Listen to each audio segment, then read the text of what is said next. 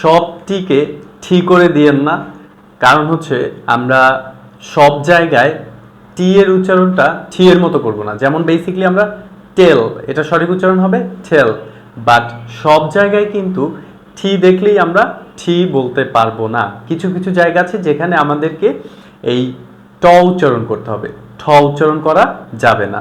So সব জায়গায় টটাকে ঠ করে দিয়েন না।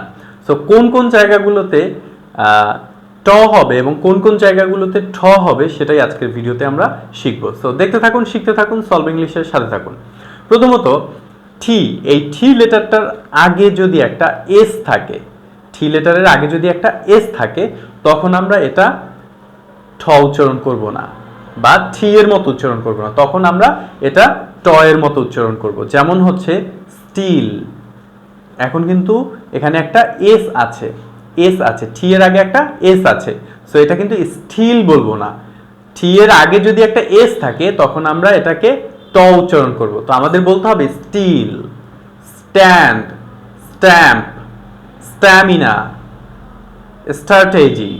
সো এই যে ওয়ার্ডসগুলো, প্রত্যেকটা ওয়ার্ডের আগে কিন্তু একটা এস আছে। সো টি লেটারের পূর্বে যদি একটা এস থাকে তখন আমরা এটাকে ট এর মতো উচ্চারণ করব, তখন আর ঠ এর মতো বলবো না।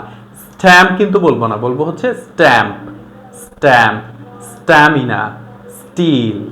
ওকে, আশা করি বুঝতে পেরেছেন সবাই। এখন তাহলে আমরা ঠ কখন উচ্চারণ করব? ঠ উচ্চারণ করব তখন যখন হচ্ছে টি এর পূর্বে কোনো এস থাকবে না, এস লেটারটা থাকবে না। যেমন হচ্ছে tell, T double E L, tell, time, T I M E, time, tension, tender, tend. So এই সকল ওয়ার্ডসগুলোর পূর্বে কিন্তু আমরা শুরুটা হয়েছে টি লেটারটা দিয়ে এবং তার পূর্বে কিন্তু কোনো এস নেই। সো যার জন্য এই টি লেটারটাকে আমরা ঠ উচ্চারণ করব। সো এটার পূর্বে যদি এস থাকে তখন আমরা এটাকে ট উচ্চারণ করব। আশা করি বুঝতে পেরেছেন। সো ভিউয়ার্সরা যারা যারা এই ভিডিওটি দেখছেন, আপনারা অবশ্যই কমেন্ট সেকশনে কিছু ওয়ার্ডস লিখবেন যেটা শুরু হয়েছে এস দিয়ে এবং তারপরে একটা টি আছে এবং যেটা হচ্ছে ট এর মতো উচ্চারণ হবে, ঠ এর মতো হবে না।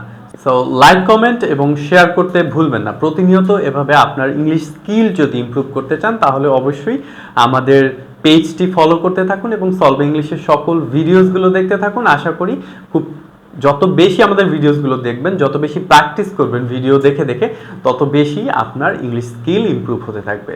সো দেখতে থাকুন, শিখতে থাকুন, সলভ ইংলিশের সাথে থাকুন। আসসালামু আলাইকুম।